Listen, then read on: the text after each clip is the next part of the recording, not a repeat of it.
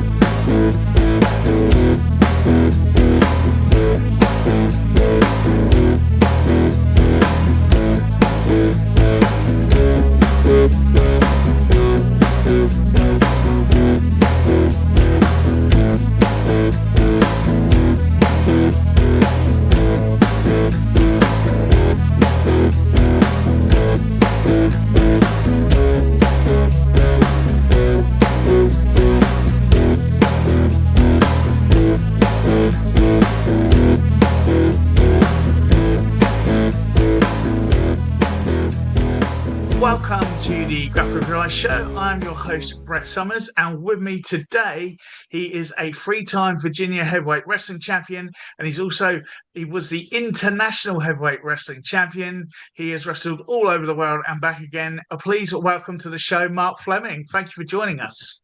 Thank you. Pleasure to be here. Pleasure to have you, sir. My first question is always the same for first-time guests. Where did it begin for you, sir? Well, wrestling in general as a sport began for me when I was like 13 years old.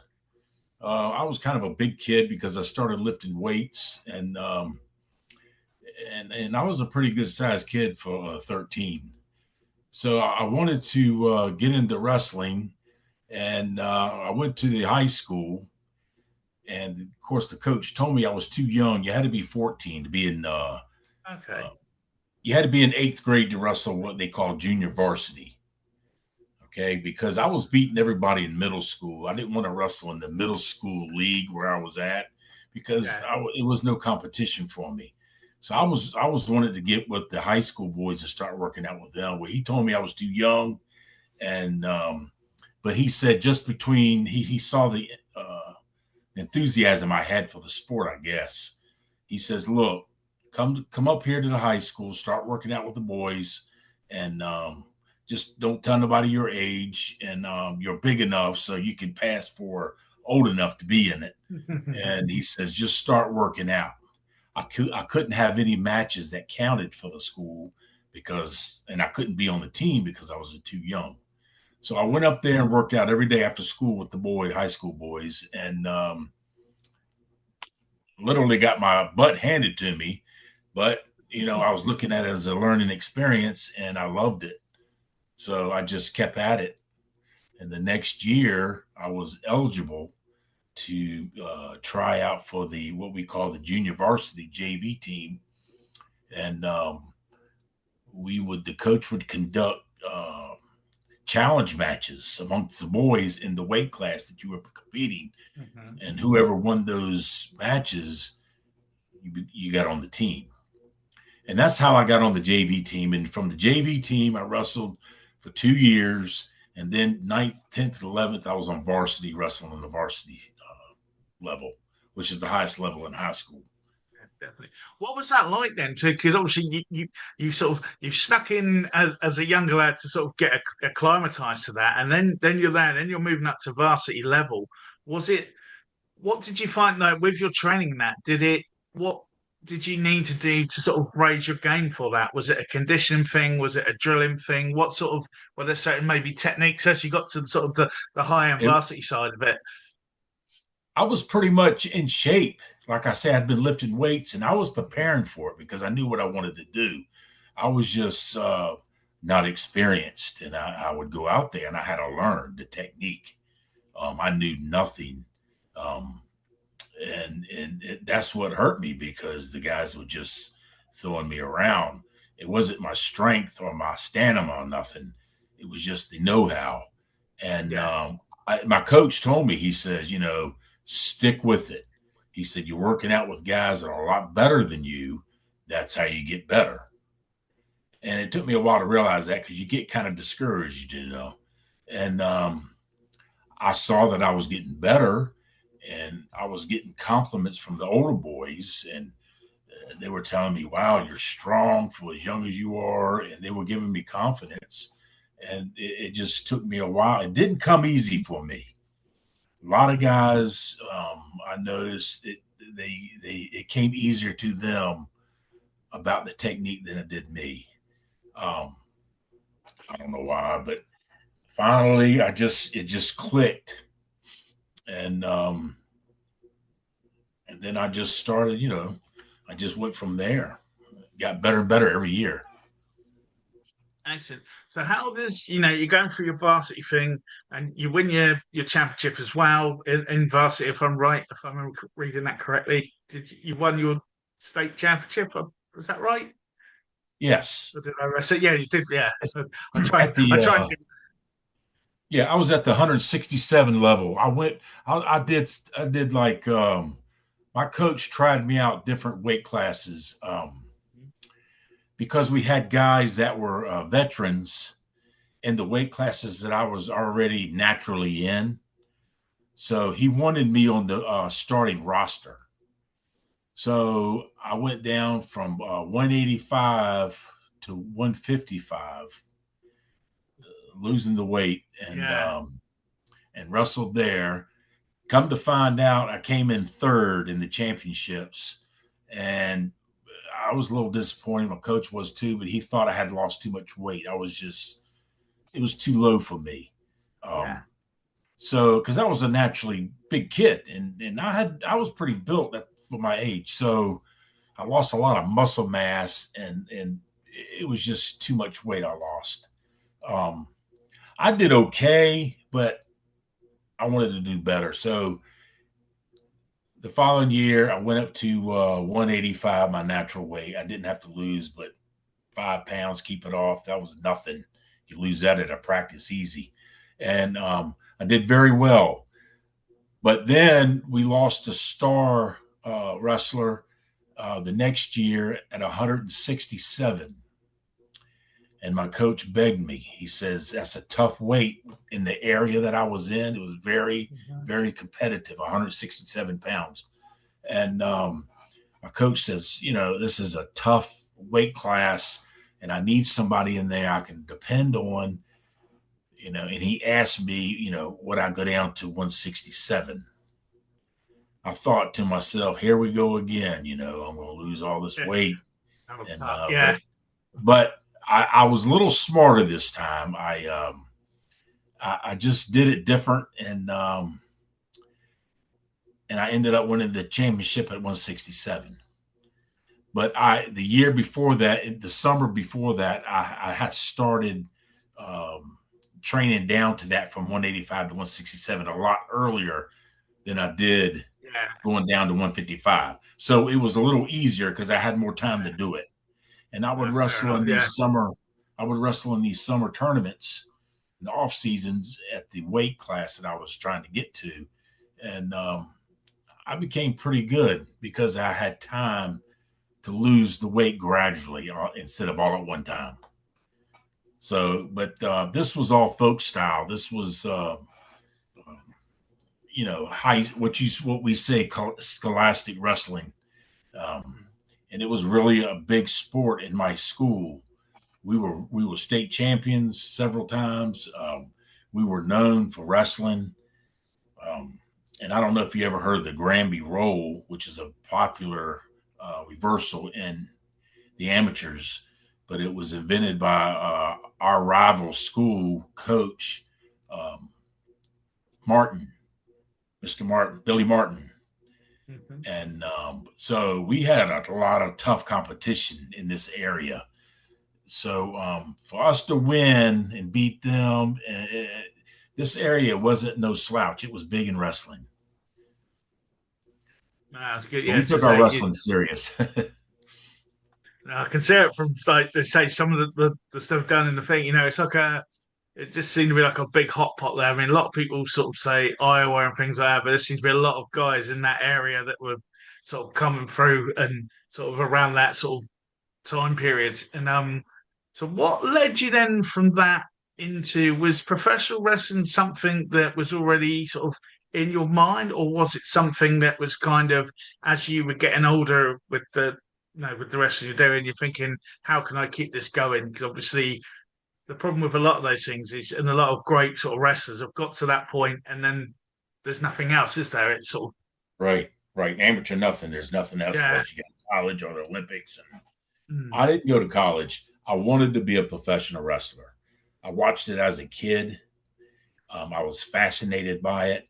Once I started wrestling amateur, I definitely knew the difference between pro and amateur. That didn't bother me. I was still attracted to it.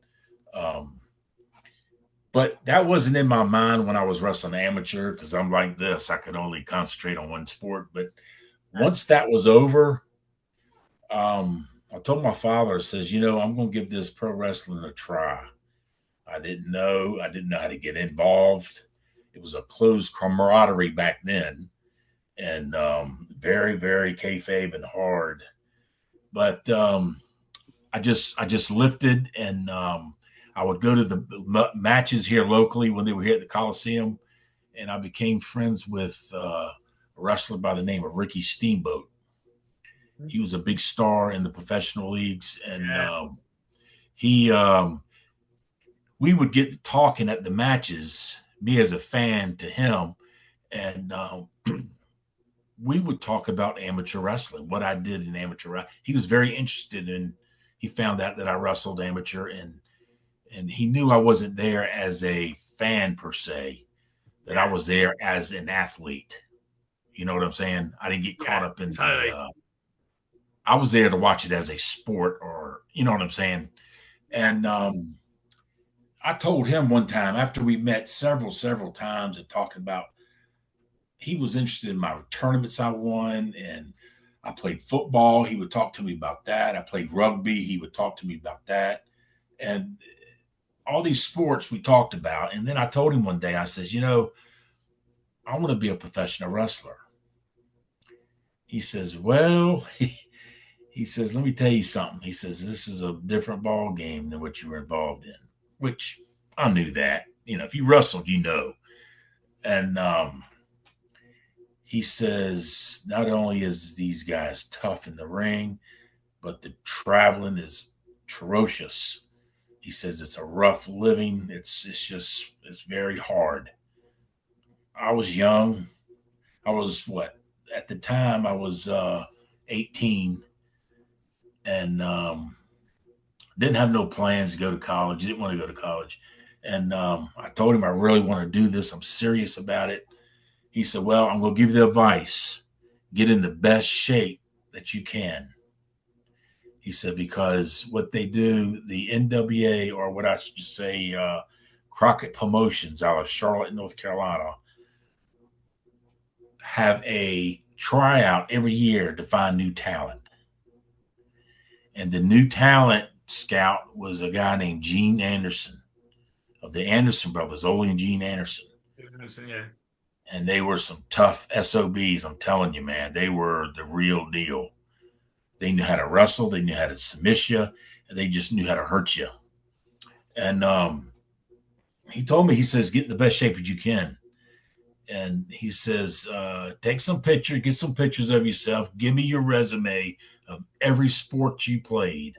I don't care what it is, whatever you played, give me a resume.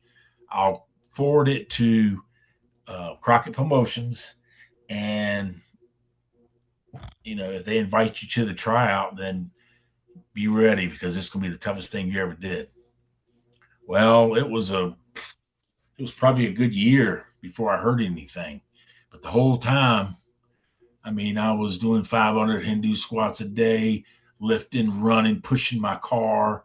I was doing everything for strength training and cardiovascular. I was just doing everything.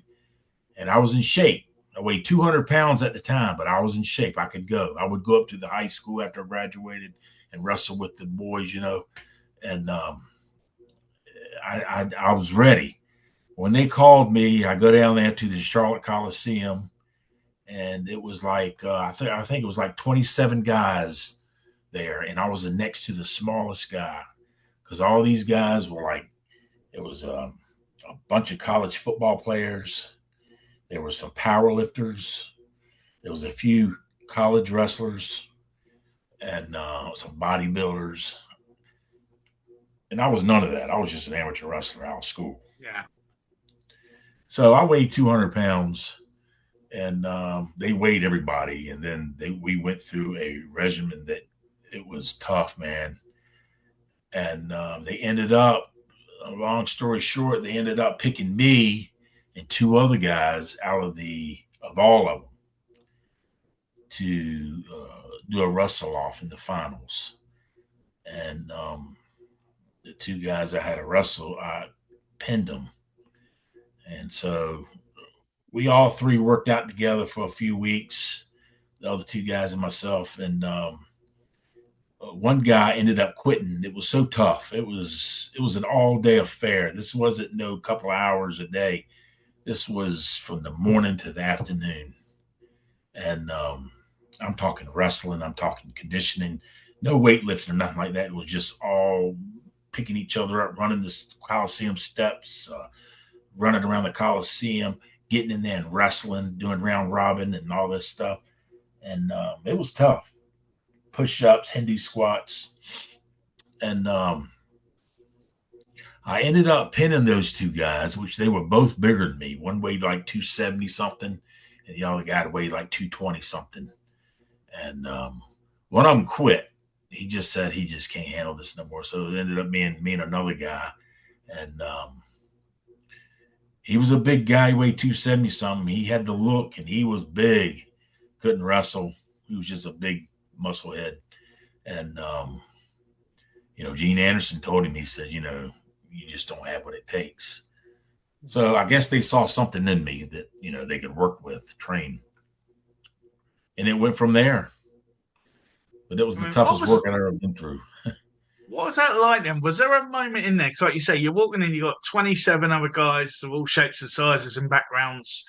When was that moment when I'm imagining, like with your wrestling skills, you got legitimate wrestling skills. When did that moment? Was there a moment where you're like, actually, yeah, no, I can do it. I'm controlling these guys, because it must be quite. I mean, I've been in rooms like that myself, and you're looking down and it's like a who's who, or well, not a who, but like all shapes and sizes, and you're just like, oh, and there's me. When was that moment maybe? Because I know this might be a bit later on in the story, but I think you surprised Ole Anderson at one point as well, didn't you? With some a little move on to and stuff like that. When was that moment where you thought, actually, yeah, this could be, I might have made the right choice here. This could be something I could do. Well, my father traveled down there with me. It's about a 5-hour drive from here. And I told my dad when we walked in the Coliseum, I said, oh my gosh, I says, I'm the smallest guy here. And he said, well, I said, but you know what? I had confidence. I said, I wasn't cocky, but I just knew, I just knew I was ready. And they were going to have to prove to me that I didn't have it. And once I started wrestling the guys, and then once I saw the guys wrestling each other, I could kind of pick out who could wrestle and who couldn't, who was just a big, strong guy. And, that doesn't matter just because you're strong. And then I knew, I didn't know 100% because they have to choose you, but I could kind of see who could wrestle and who couldn't. And once I got in there and did the round robin thing, Ole picked me to go in there, and then he would send in guys to wrestle me. Um, Once I got my momentum going, boy, I was going. And my dad told me after the thing, he says, I have never, ever seen you wrestle like that ever in your whole career. And he's seen every one of my amateur matches. He said, that is so weird. You didn't make no mistakes, no silly stuff. You went in there and went at it. I don't know. It was something I really wanted. And I put my mind to it. And he said he never seen me wrestle that good before. But once I got in there, we had to wrestle Ole Anderson. He would try us. And, he was a big guy. He weighed about 265 and I was 200, and he was very intimidating. He didn't use the nicest language to you, and cuss at you and call you every word you can imagine. And when you tie it with me, he went around behind me, took me down. Well, as soon as I hit the mat, I just switched him, got behind him. Well, he either pissed him off or he was impressed. I don't know which, but he finally got me up against the ropes and he was choking me with his forearm. I mean, putting his weight into me, choking me. And he says, oh, you think you're tough, huh, kid? Come on, fight back. And boy, I fought him like tooth and nail, man. And I guess he saw the fire in me. He knew I was going to take his shit. And finally, his brother, Gene Anderson, stopped us. He said, all right, that's good. That's enough. That's enough. Because I was going at him. And I think it impressed him. He told me I had a lot of heart. Well, he didn't tell me. He told my dad. He said, your kid has a lot of heart.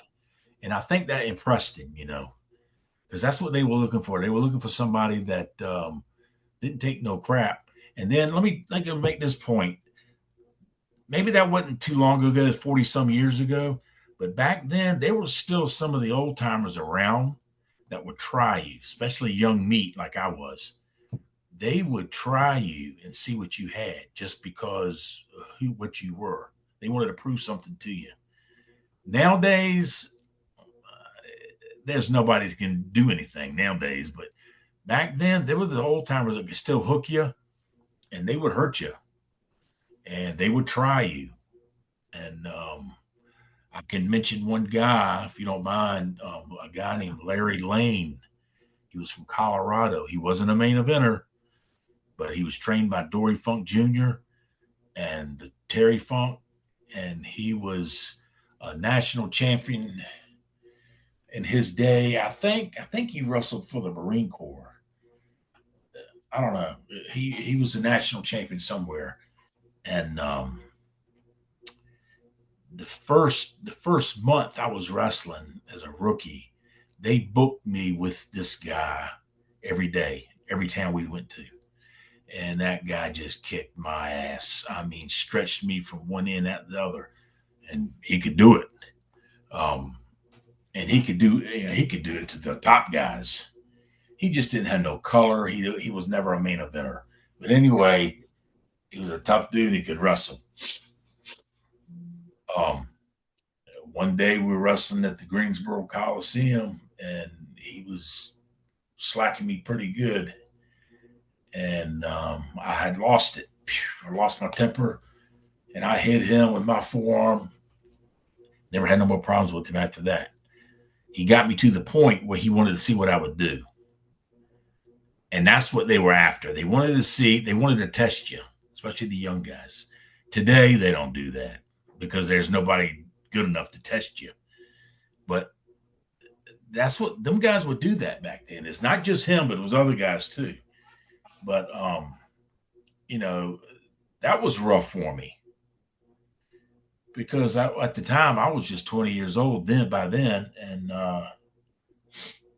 here I was in there with some tough dudes and they saw me as new meat and they didn't want me to take their bookings from them. You know what I'm saying? Yeah. So they were out to get me. But I guess I proved myself to them, and finally you got accepted in the camaraderie. You know what I'm saying? Yeah. You had to prove something back then. Today, all you got to do is bleach your hair and take steroids, and you're in. It wasn't like that when I was there. Not Crockett Promotion wasn't, but and it went from there. That's just, what was that? How long was it then? So you've done the trial with the Andersons. You're on the road with Larry Lane. Was it a straightaway thing? Was it like, thanks for the training, here's your sheets, here's your date sheet for Monday, or was it kind of, did you have to sort of pick up as you went along, or fill in the gaps and Well, build up from there? the tryouts and all that was good, and all they were looking for is stamina and heart, and see if you could wrestle. That's what they were looking for. My training after the workout, after the tryout, I went back 4 or 5 times in Charlotte working out a few days, and be sent back home and working out. And I would have to catch a bus 5 hours because I didn't have a car that would make it that far. So I would go down there and train for like 5 days, 6 days with different wrestlers. Gene Anderson was always in charge. He'd bring guys in to work out with me, but they would really never tell you the ins and outs of wrestling. You know what I'm saying? It was it was a different time then. It ain't like it is now. And you had to show them that you had something before you got their respect, or accepted, I should say. And one day, Gene Anderson came up to me after a workout and told me, he says, I'm going to start booking you on the road. And I told him, I says, oh, wow. I says, I don't know if I'm ready, He says, let me tell you something. He says, the best way to learn is on the road. Get in there every night and learn in the ring every night. He says, that's the best way to learn. So I learned the hard way. I really did. I didn't have a lot of time to learn the trade right off. I went in there a lot. I really went in there blindsided. But I winged it, caught on, and I did okay, I guess, until a certain booker came in and didn't like guys that could really wrestle. So I couldn't really show my wrestling style. I would always have to wrestle the way they told me. And I didn't like that part about it. I didn't like that part about it at all. No, I think I can guess who that might be, but we'll get to it. So, who was around with you at that time then? Because I remember from looking at, was it like, I think Mike Rotunda popped up, Jake Roberts, the Andersons were there, just to sort of, for people listening to this, give them an idea who you're sort of around and who you're on the road with and on the shows with. I was on the road with Mike Rotundo. Johnny Weaver was an old time wrestler. Sleeper Hog. Yeah. Yeah. Don Kernodle, who could really wrestle. He's from Elon College. He was good. I worked out with him a lot. Him and Mike Rotundo, I worked out with a lot. There was Jack and Jerry Briscoe. Of course, the Andersons. Dory Funk Jr. was there. He was one of the bookers. Ernie Ladd. Wahoo McDaniel. Ivan Koloff. There was a lot of big stars. I mean, Jim Crockett Promotions at that time was bigger than WWF or WWF back then.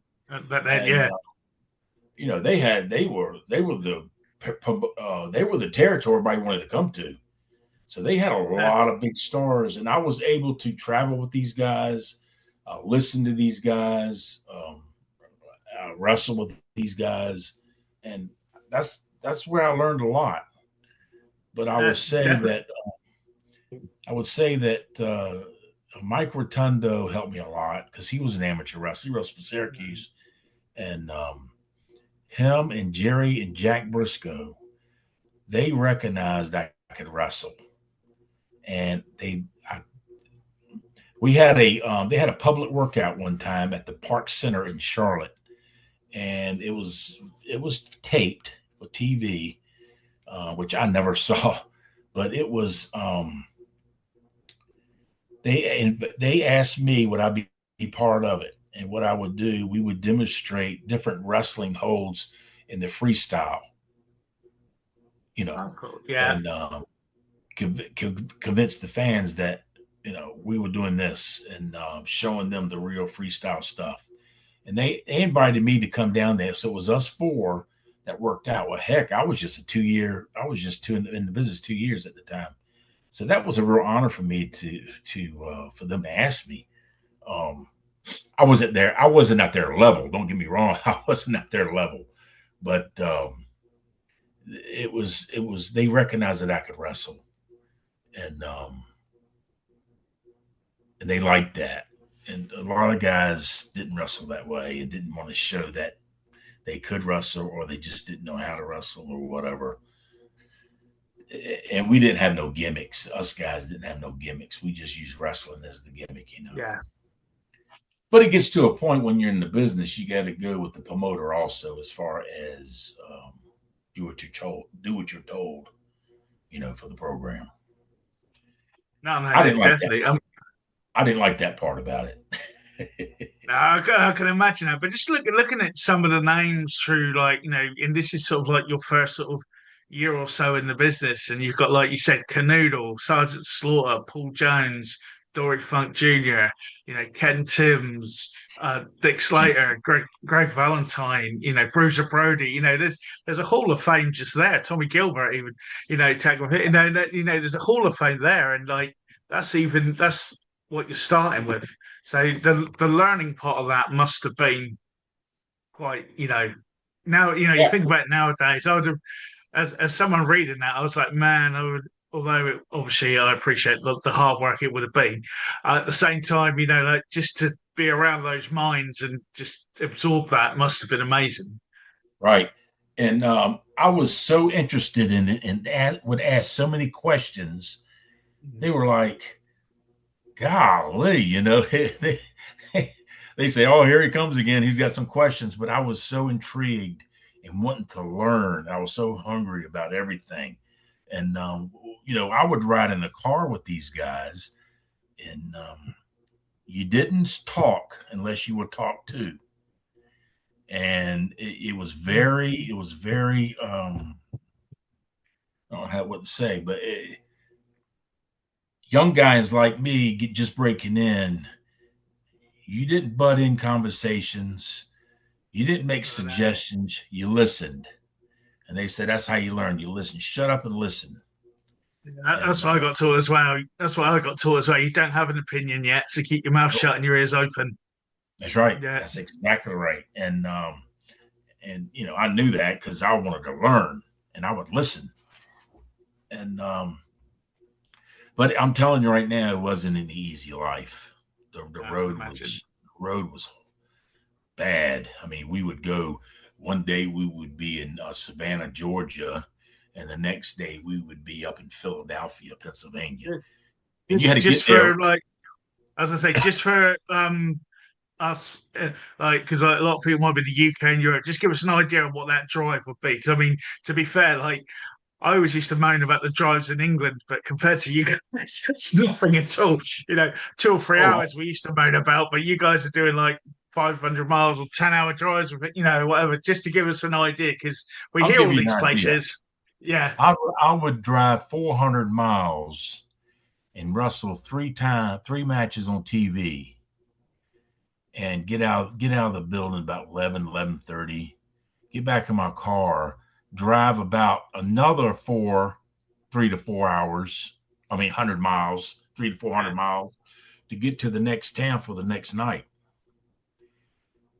Some nights, like on Sunday, we were booked twice. You'd be booked in a town at 3 o'clock in the afternoon, and then 8:30 that night, you'd have to be in another town, probably 200 miles away. That's a 4 hour drive. And that's the way it was. And if you didn't make the towns in the position I was in as a rookie, You didn't get paid, and it didn't make you look good either. I had my shoulders separated, my clavicle separated in Lynchburg, Virginia, in a match. And I couldn't even, after the match, it was out of socket. I couldn't even put my shirt on. It was so bad. I couldn't even hardly drive my car. So another wrestler drove my car for me to our next town that we were booked in the next night, which was Hampton, Virginia, which is like 4 hours away from Lynchburg.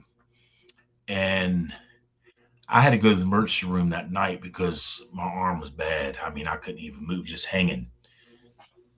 Went to the emergency room and all that. And of course, they put me in a sling. Well, I knew I had to wrestle in Hampton that night. So Dory Funk Jr. was the booker. And I went to the matches that night, and I told him, I says, Dory, I separated my clavicle last night. What do you want me to do? Do you want me to go out there and try? He said, no, kid. He says, look, what we're going to do is we're going to send you to the ring, announce you that you were supposed to wrestle that night, and tell the fans that you got hurt the night before in a match. And you going back, we'll have a substitute for you. But he paid me like he would if I was wrestling. And they didn't always do that to people. But that was lucky because usually if you did that, they would say, oh, well, kid, if you can't work, you don't get paid.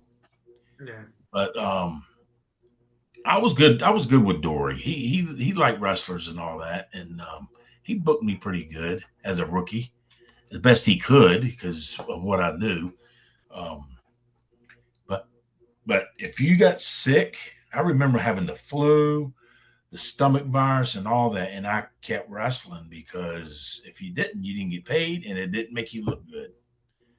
Yeah. So it ain't like it is today. Today they got a sniffles. They don't show up.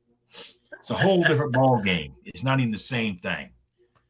But but you kept going though, and looking into as sort of 82 into 83 again, it's a who's who. You've got again Dory Funk, Jake Roberts, the Barry Horowitz, Bret Hart, as he was then, I think it was. You've got like Magic Dragon, Kabuki, the Assassins, Kevin Sullivan, Mark Lewin. It's like a Kelly Kaniski, Terry. That's what I mean. That's what I'm saying. You got all these names coming out, and then it moves into you got the rock and rolls, you got the Russians, Tully Blanchard. It's just reading the names and who was there. And again, it's that whole thing of that sort of melting pot. I mean, the original Starcade. You're in the ring with Flair at the end. You're there. I was and there. It's sort of like. And it's like doing so. What? Oh, God. No, you're talking about Starcade at night. Yeah, that's what I was gonna say. What was it like? Because that was the first sort of, or in this country, from America to us, that was like the first big deal that they were trying to put on. What would become what all the different events they have now. What was that like for you guys at the time? Well, when we all got in the ring when Flair won the title, Steamboat. Of course, he was in there. He pushed me up to the front where Bill Apter and all them guys were taking the pictures of Flair and all. Steamboat said, get up there in front. Get up there in front. I said, what are you doing? He said, no, get up there in front and be seen. Be seen. That's how you get known to the fans. Be seen. So that's where that picture came in. I was shocked when I saw that on the front page of the magazine. But Steamboat's the one that pushed me up there. But yeah, I mean, that was great being and us guys. I didn't even wrestle on the card, but we all got paid, and that's something else that was great because if you didn't wrestle, you didn't get paid, and that was a payday for everybody. It was a very good payday, especially for a 20-year-old. But anyway. What was that like as that was developing then? Because obviously the momentum's growing now. You've got Starcade. I know we're going to run into a book of war in a minute, but at this point, you got the Russians have come in, the horsemen have fought. It is on the rise and was pretty much. I mean, we got it on TV over here. It was a better product than other ones, shall we say, at that point, and because it was believable more, and there was things going on, and it was like the wrestling side. I mean, that was my first memory of you as a fan back then. Was I can't remember the show it was on, but it was you and Ricky Morton one on one. It was a Um, one-on-one match with Ricky Morton, and it was just like, and I was like, "Who's this guy?" Because it looked like you were going to kill him, but then obviously he managed yeah, to come back because he's the blue-eyed babyface hero he is. He managed to somehow dig deep and make a comeback. But like that was the one I remember sort of thinking, "Well, who's that?" Was when I noticed you, if that makes sense, yeah. as Um, a well, back then in the '80s, Crockett was the place to go, and a lot of guys wanted to get in that territory. Well, Gene Anderson came up to me one day and said that he wanted to send me to Florida. And we had all heard that Vince McMahon was trying to buy up everything. Um, but I didn't pay that no mind, but because we were making good money. And he told me he wanted to send me to Florida. And I told him, I said, I really don't want to go to Florida because this is the territory. yeah, I mean, this was the main deal. I didn't want to leave. And finally, Jack Briscoe told him, he says, look, let the kid stay here and make some money and all that. And he can get his feet wet here. He says, just leave him alone. Don't send him to Florida. Well, I didn't know at the time Jack Briscoe owned part of Florida with Eddie Graham. I didn't know that at the time, but Florida was going down. And I wouldn't have made the money I did here. yeah, But Gene was just looking after to get some more recognition and all that. But anyway, I look back now, I probably should have gone because once Dusty Rhodes came up and took Dory Funks Jr. as the booker, everything went downhill for me because he brought all his cronies from down in Florida where he was up here with him. And he kind of left out the guys that Crockett had as the underneath guys, you know. And but I was still not convinced that this was the best place to be, and I did not want to go nowhere. I was determined yeah. I want to be in the best there is. And was I wrong? I see that now. I was. I probably should have gone to Florida and spread my wings a little earlier than I did. But I mean, I wasn't making bad money for a young guy, and you might work a $50 show one night, and you might work a $400 show the next night. So it was pretty Yeah. good back in the '80s. I was a little No. stubborn, but I just wanted to stay with the big guys. That's what I But was going to say. What was your perception at the time? Then, obviously, with Dusty coming in, but also, you've got like the hottest tag teams around at the time. You have the Midnights, the Rock and Rolls. You got the Russians going on. You got Magnum coming in. There's the Horsemen there. I can't blame you for not wanting to stay there because even sitting in the same room with them, you're going to pick something up, even if you're not talking to, just the amount of right, talent that's there, and as well as all the veterans that are around as well. I mean, what was it like for, like you say, you got at the time the Vince McMahon menace kind of growing in the background. What was it like for you? Was it something you were keeping a lot of attention on, or was it something that everyone thought was going to go away, or was it a the guys when that happened about Vince McMahon, and I remember some of the talk about it in the cars. We're going, oh, Vince McMahon's going to take over. Oh, he's going to do this. He's going to do that. And some guys didn't think that was going to happen because Crockett had a iron fist on the business. And I really didn't take it that serious. I was like, what's he going to do? Nobody knows his guys down this area in yeah, Charlotte, because we had cable TV and all that, but we had our guys were in Atlanta on the wrestling and from Georgia and the Mid Atlantic, and we were seeing a lot of places. I didn't think it would hurt them, and it didn't. In my viewpoint, it didn't hurt them. What hurt Yeah. him, Dusty Rhodes. Dusty Rhodes. I don't want to bad mouth anybody, but I think he was the demise of Crockett Promotions. He overspent for one thing, Mm. and he took the business away from the South and sent it everywhere else all around the United States, and kind of left the Carolina crowd, which they were accustomed to, in the dark. You see what I'm saying? That makes sense. Yeah. He took the big shows to Chicago, trying to compete with Vince. And my view, what I saw, that the fans that were so loyal to us got pissed off because all the big shows were in other towns and other territories. Yeah.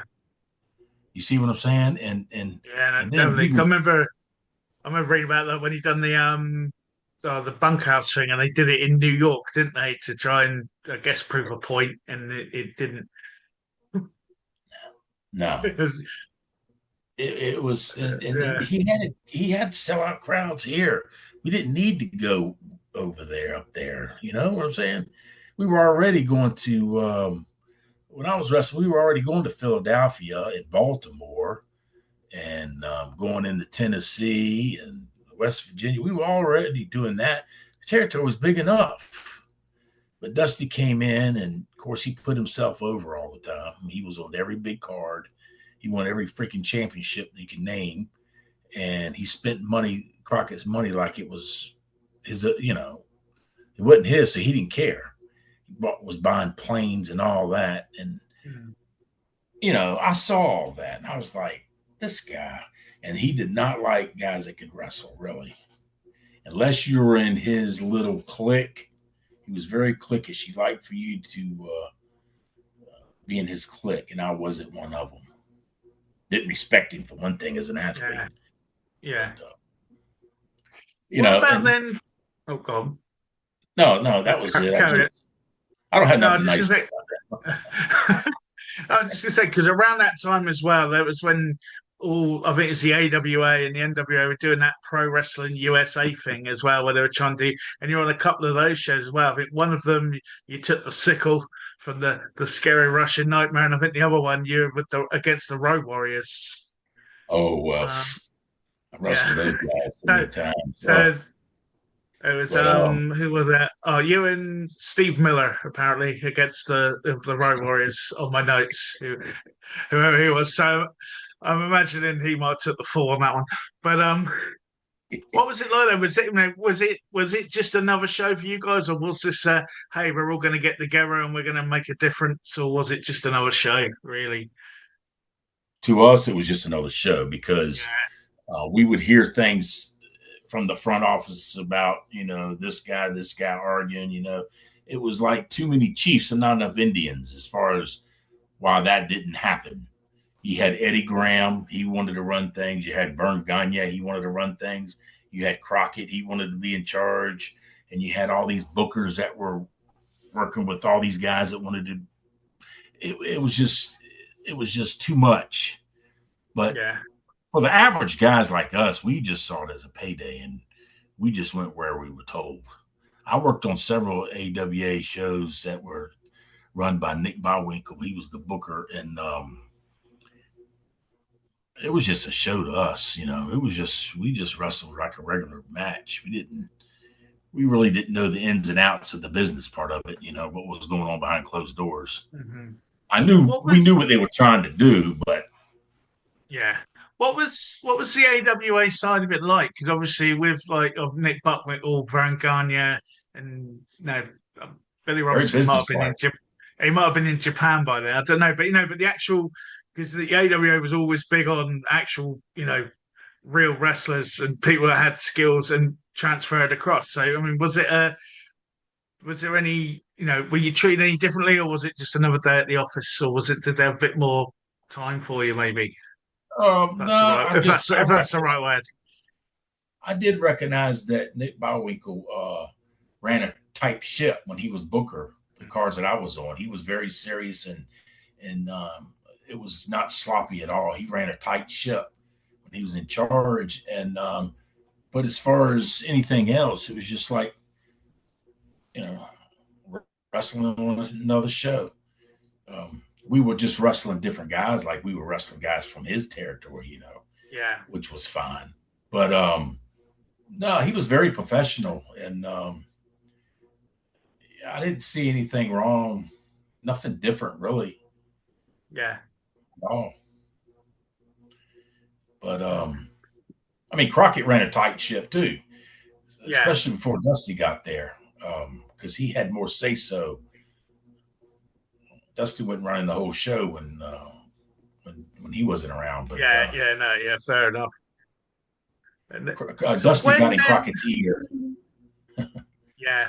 But And everything. So when does it? Because sort of like again, looking at you've got like the Barbarian, Jimmy Garvin, lots of the Andersons, the Express, Warlord, Condry. There's a lot of again Hall of Fame worthy names. There's Watley, Hector Guerrero. There's all these guys that you're still again with the Road Warriors looking through all the way through, like even up to '86. You're on all the shows with all the names and everything. So when does and I know you're saying there were the booking issues. When does this come to a head for you? When does this sort of because well, I when does it? was he sent us. Crockett bought out the Kansas City territory from Bob Goggle, and they would call it the Second Charlotte, which everybody knew Kansas City was a dead territory. But he bought Kansas City. Why I don't know, and sent all of us guys out there. And Crockett really wanted nobody but top main event guys, even in his opening Yeah, matches. So he sent all the young guys and all the guys that weren't put over out to Kansas City, which that was fine because that just gave us an opportunity to work and get more experience, which I understood yeah, that. But it was horrible. We couldn't even, we couldn't draw no money. The TV was bad.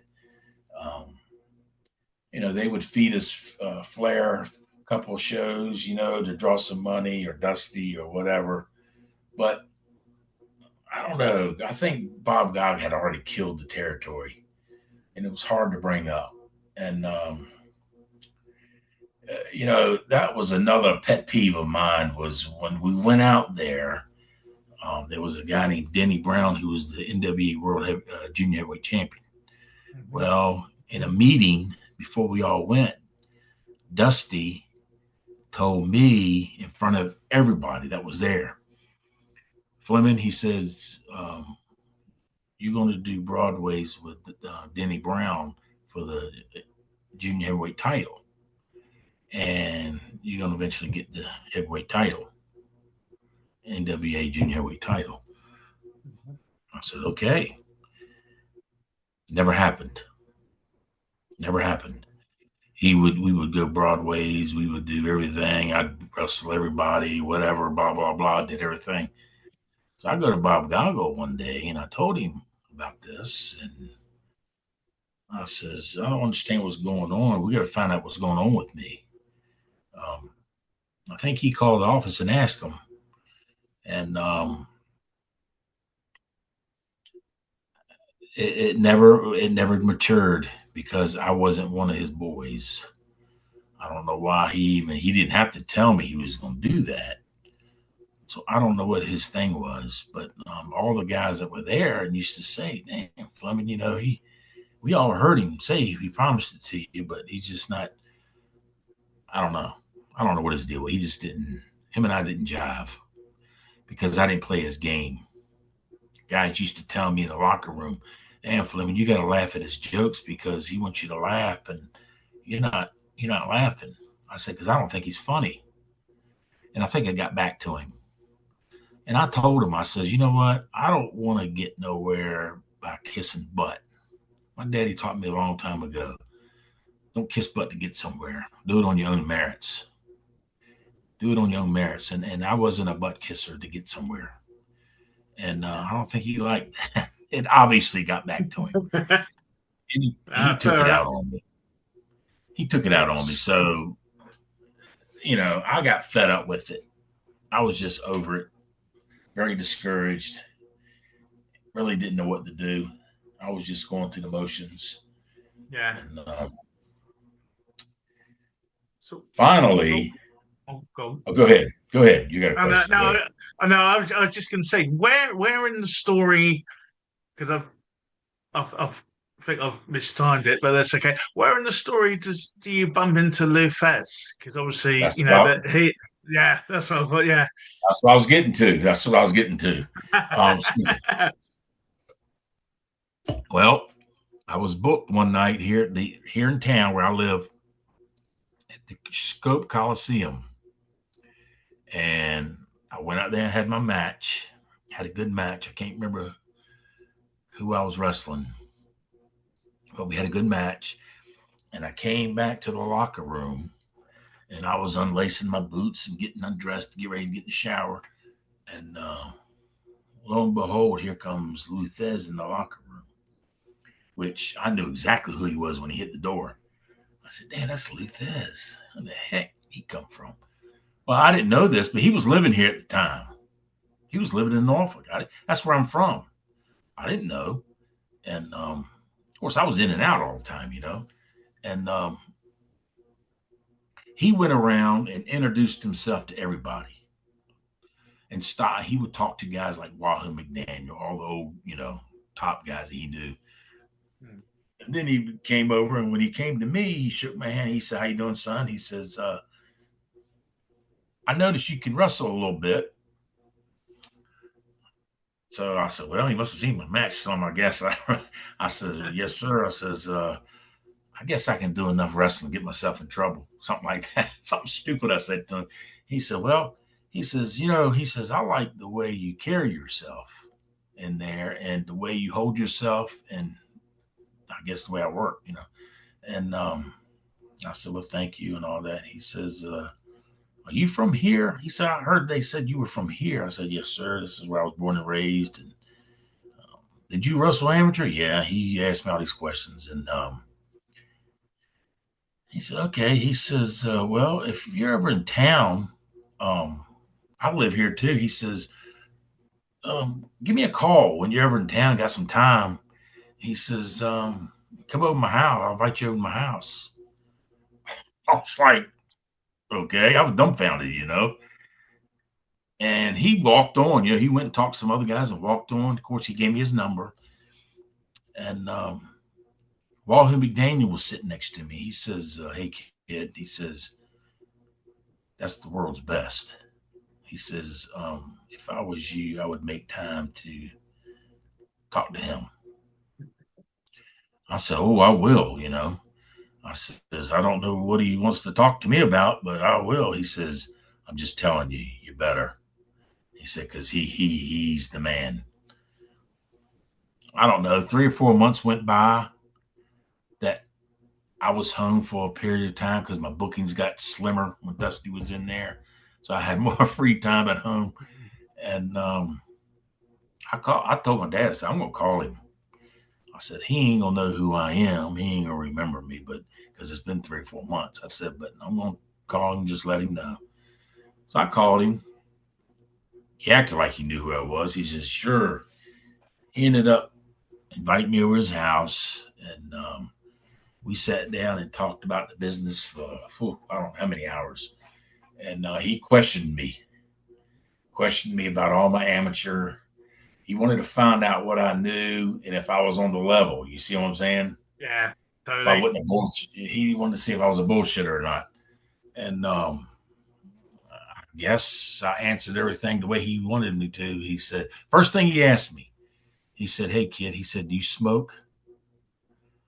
I said, "No, sir." I don't smoke cigarettes. I don't smoke dope. I don't do nothing. He says, "Okay." And I thought, oh, that was weird. He asked me that. But then we talked about wrestling and all that, and amateur style and all that. And he started saying, well, let's work out sometime together. He said, I like the way you handle yourself. He says, I think I can help you a little bit. And then we met at Waring's Gym in Virginia Beach, and we worked out, I don't know, 4 or 5 times. And then he would go. I was still working for Crockett, so we got become good friends just by working out. We really got close. We just clicked. Something about us just clicked. Even his wife commented on it. He said, "You guys just click quick." And Lou wasn't that way. He was the type of guy that was. I didn't know this at the time, but what I understand from other people and his wife too, he did not take time with you if he didn't think you were serious. He didn't think you had something, some talent, and took the business serious. He didn't like clowns. He didn't like gimmick guys. He didn't like partiers, drunks, and all that. He liked serious people. And I guess he saw that in me because I lived it. And anyway, Yeah. um, we became pretty good friends. Every time I was home, I'd go work out with him. So so he started. He asked me one time. He said, "Do you mind if I go?" I was going to Raleigh one night to wrestle. It's about 3 hours from here. He said, "You mind if I ride with you?" I was like, "No, come on." So he rode with me. We walk in the Darton Arena in Raleigh. Him and I and Lou behind me. You could have heard a pin drop. Crockett and all of them just like Lou Thesz. And Flair, um, Crockett, and a couple other guys, I can't remember who it was, just went right to him, shaking his hand, just really. And the other guys really didn't show a big interest. That pissed me off. That pissed me off big time. Showing, they didn't even get up and oh, that pissed me off. So I told Lou, I said, I'm so sick of this shit. And I says, these damn guys, I was just hot. He said, you know what? Don't let it bother you because it don't bother me. He wasn't bothered by it. He knew who he was. And I don't know. We became pretty good close friends. And he kind of took me under his wing, um, which I didn't know at the time, but he didn't do that with a lot of guys. I learned that later. Um, but I felt honored, because I knew exactly who he was and knew what he did and all this. Yeah. But I told my dad, I says, I don't know why. But anyway, he showed me a lot of stuff. And, he would really crimp me and all that, putting stuff on me and letting me showing me how it really feels and how to really do stuff and how to, properly put on double wrist lock and use it this way and not this way. And just all that kind of stuff that they weren't using in the ring at the time. Yeah. He said, "Kid," he said, "go out there and use these holes I show you." He says, "They'll take note." He says, "Just mark my word, they will notice it." And I did. Well, Dusty Rhodes didn't like it. He didn't care. He couldn't wrestle his way to a wet paper bag, and he didn't. Lou told me later. He says, "You know what?" He saw the way they were kind of not Mm. doing anything with me. He told me one day in the gym. He says, he says, "I'm not trying to tell you what to do." He never tried to tell me what to do. He says, "But I'm telling you right now, this promotion, they're not going to do anything for you because you are not what they are looking for. You're not what they want. You're not the type they want." And I said, "Well, yeah, I kind of figured that out myself." He said, "You were born 50 years too late."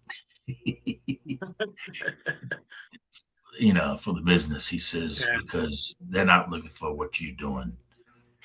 He says, "But I do know somewhere that would." And that's when he introduced me to Japan. And that's where Japan started and the submission wrestling started. But yeah, he opened that door for me.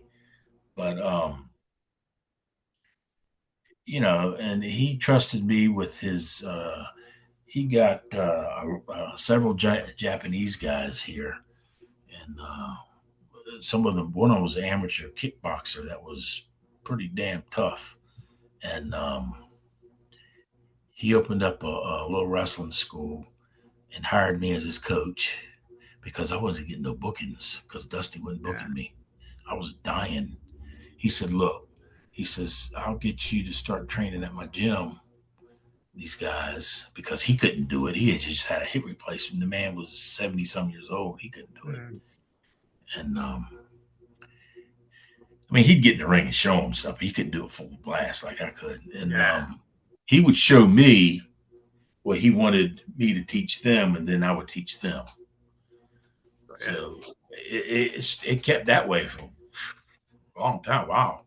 Anyway, he called New Japan. Am I talking too much? Just stop me if you got any questions. No, it's all good. No, it's all good. Um, he called New Japan, which is Inoki's group, and told him, he says, "Look, I got a guy here that's a good mat wrestler." And I think that's why he liked, because I wrestled on the mat a lot, and Lou did too. He liked that. He said, "I got a good mat wrestler here that I think would be good for your promotion." Well, Inoki sent his scout over here, Tokyo Joe Daigo. He was working for Stu Hart also in Calgary. Mm. And he came down for about a week and watched me work out. And after the week, he watched me. He offered me a contract. And the next month, I was over there wrestling. I stayed over there 4 weeks wrestling for Inoki. But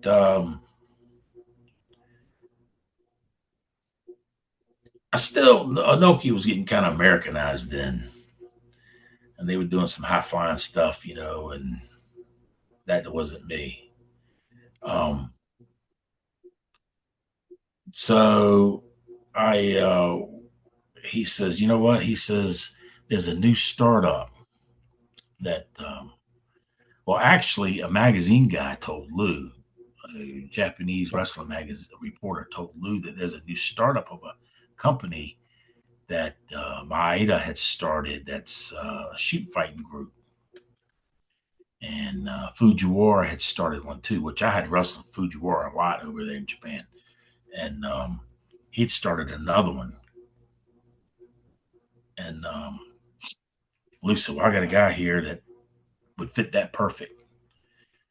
And actually, the guy knew who I was because he'd seen me work for Inoki. He agreed. He said, "Yeah, I think he would be good for that." So anyway, they sent a scout again Yeah. from the UWFi over, and it was Anjo, the guy that challenged Gracie. Yeah. Yeah. And Anjo came over there and saw me work out one time that night. He said, "When can we have him?" And Lou says, "He's all yours. You can have him anytime you want."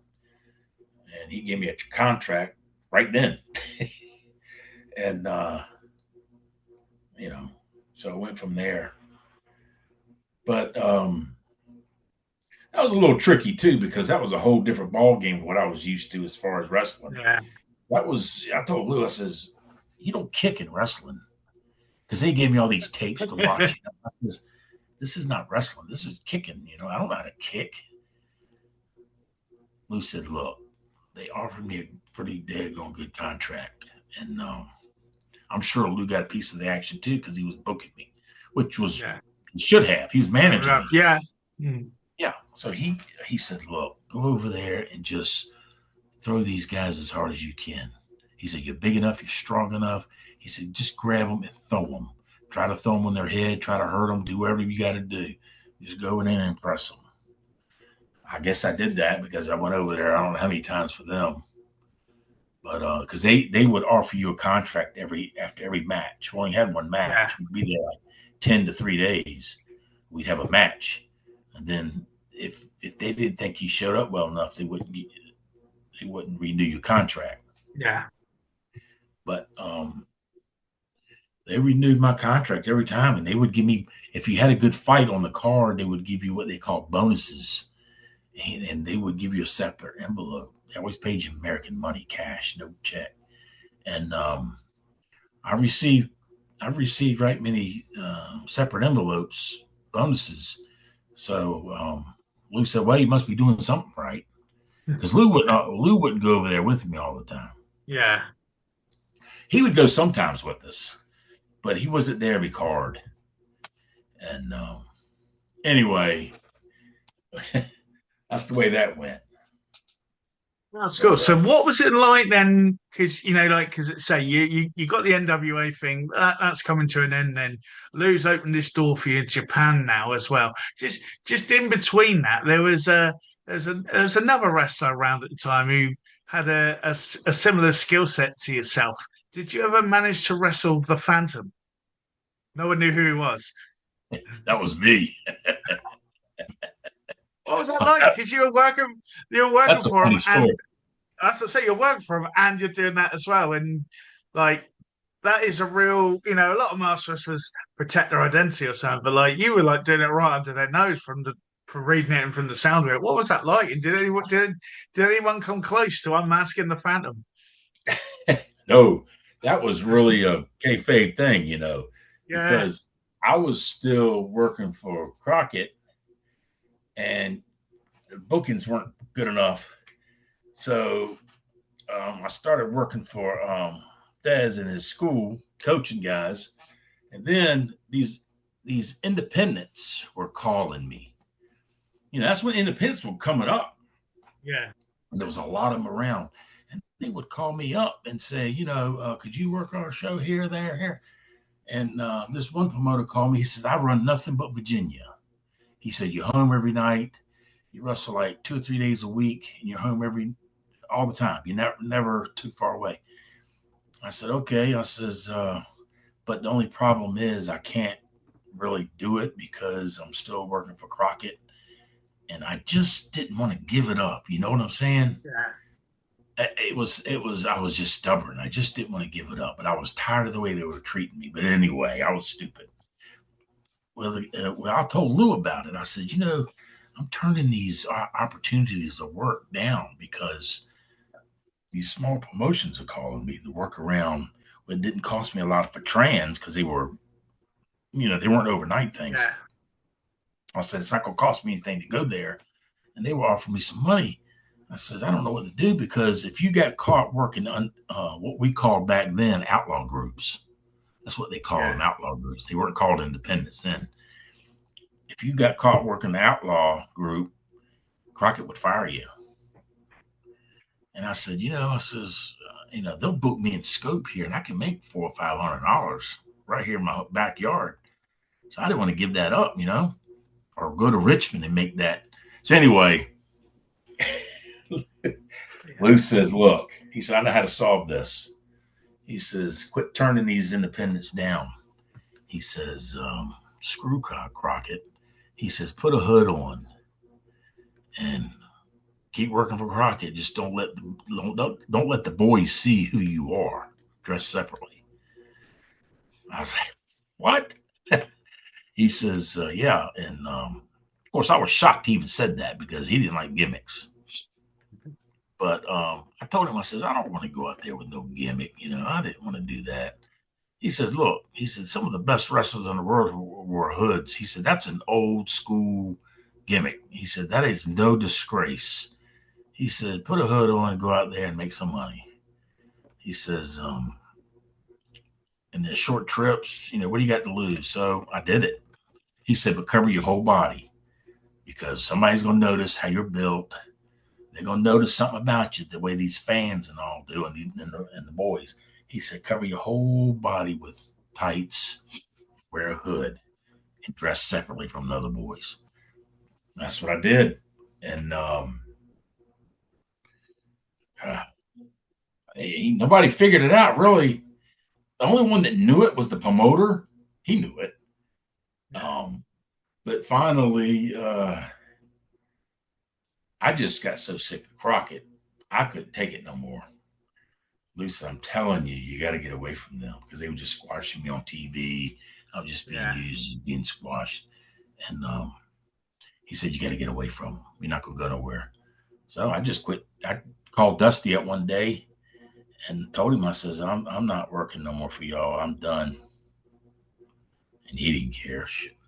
But anyway, I was the end of the Crockett. And what I did is I worked independence. I was going to Japan and I was working for Thesz.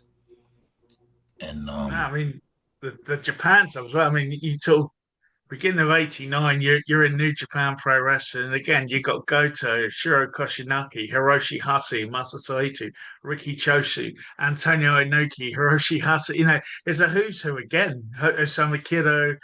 Just looking at the names of the people you're in matches with, and it's it's Fujiwara. a yeah, Fujiwara again. Yeah. It's a who's who again. I mean, what was what was the adaptation like to that? Because you're saying earlier about like the kicking and the different things as well. When we get to the shoot bit a bit later, but the going in for New Japan, was there any changes? What did you have to do in your style, in your work to, I guess, Well, for the Japanese promotion compared to the American? before I went over there, I had already signed a contract, and I had gone to a match over at Scope here to see some of the boys. I wasn't on the card, and I was telling Rick Steiner, I said, I got booked in Japan with New Japan. He's like, what? He's like, New Japan. New Japan is the group that kick ass. He says, they're no joke. They weren't like All Japan, Baba's group. Baba's group was more Americanized. New Japan was stiff, and you had to know how to protect yourself. And Lou said, you'll be better off with New Japan than you would All Japan because they're too Americanized. But anyway, Rick Steiner told me, he says, man, you sure you want to do that? I said, yeah, I want to do it because I've already signed the contract. Plus, it's good money. He says, golly, he says, them guys don't play over there. I said, well, that's okay. So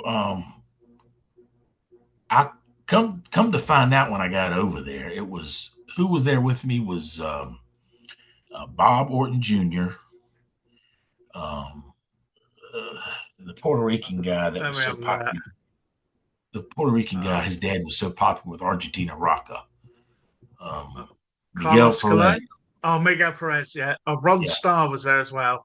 Ron Starr. Oh, Ron Uh, Starr was a savior to me. That oh, guy and was and great.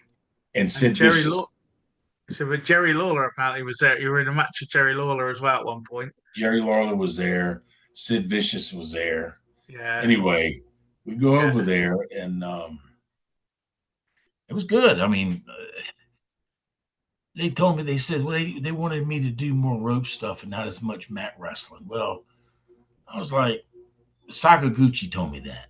He was the booker, big Sakaguchi, the judo guy. And I said, well, yeah, well, that's just my style. It's the way I wrestle. And I don't know. But um, I learned a lot. I had a good time over there, made good money. But they told Lou, they says, I didn't do enough rope work as far as jumping off the ropes and all that crap. Lou said, Lou said he doesn't do that. That's not what he does. He's a wrestler. He's not a showman. He's not an acrobat. Anyway, that's when Lou started looking for all another outlets, for me. Yeah. So That's cool. And in between that as well, you went to the NAWA where you had a quite. It's become quite a little bit of a sort of must see match now, I think, with some people, with a young man named Vince Torelli who would go on to bigger and better things in the future as Ken Shamrock. That must yeah, have been quite an interesting match of styles because. Again, you were probably doing something there that nowadays people would take for granted, but back at that point, you didn't, especially in America, you didn't see a lot of that sort of technical sort of shoot mat based stuff. I yeah, guess it's and leading into what you come on to later on when you do the UWF stuff. But yeah, what was that like for you and back working for a promotion in America? well, that's when Lou was managing me, and he was trying to get me some bookings, and he called George Scott, George Scott was running it then, and George Scott and John Ringley were running that and getting that started. And he told George Scott, he said, "Now this guy wrestles, so you need a guy that can wrestle and really wrestle." So they put me in there, and I was international champion at the time. And Lou says, "Well, the only way I want you to use him is you got to use him as an international champion because he's carrying that along. He's representing wrestling." And that's what Lou said we were doing, representing wrestling, trying to bring it back, right? George Scott, he thought it was a great idea. Yep. So we go in there, and I had some tag team matches. Me and Dean Malenko, they booked us together because we both wrestled against guys, and everything was doing okay. But they put me with Ken Shamrock because they didn't want to get us beat for the in the tournament we win. So they put us together, and we win a 20-minute draw on TV, which is you don't see that often. Yeah. And everybody, I mean, from the boys to the booker, everybody loved it, even the fans, because they respected it. Did they go crazy and all that? No, because we weren't doing the crazy stuff, but they liked the match. And I heard from so many people through the years that they loved that match. And I said, all we did was wrestle. We didn't do nothing spectacular. We just wrestled each other. Anyway, everybody thought that they were going to book us around the circuit, him and I. Yeah. They didn't. They ended up putting us in a tag team together. I'm like, why would you put us in a tag team? Let us wrestle each other. Yeah, it's the best match you got, and everyone's into it. So, yeah. You put 20 minutes into it on TV, right? Yeah. That you don't see very often. And on a draw on TV, if you put that much time into it, why not do something with it? You know what I'm saying? That was my philosophy. Yeah, definitely. It was Shamrock's too. But he was just green right then. He really didn't know. So he was a little green about the business. But Paul Jones was helping him out, training him and driving him around. But I told Paul Jones, I said, what? I don't get it. I says, you got me and Thesz. You got the old original title. I'm international champion. You got Ken Shamrock or Vince Torelli, whatever you want to call him, as a great athlete. We had a great match. You got Paul Jones, who's a great superstar. That's 4 guys right there that you could have matches, a rivalry all over the territory. George Scott didn't. He ended up putting us 2 together as a tag team. So we started getting booked as Mark Fleming, Ken Shamrock wrestling, blah, blah. I hated tag teams. Never liked them. I thought it was a waste. And I told Lou, I says, I don't get it. He didn't either. So George Scott kind of got out of it because he went to WWE, you know. And who was it took over? Was it